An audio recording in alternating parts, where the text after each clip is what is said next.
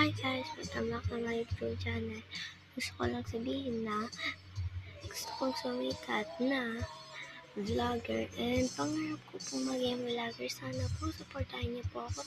Please lang po, pwede niyo po ba akong tawagin na idol lang po? Kahit isa lang po, kailangan ko lang po.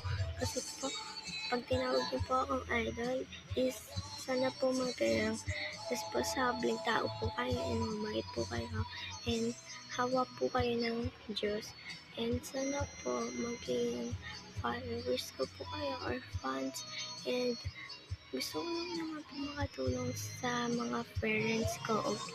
If ayaw niyo po akong tawagan na idol, okay lang naman po. Basta lang po is matawag niyo po ako or hindi.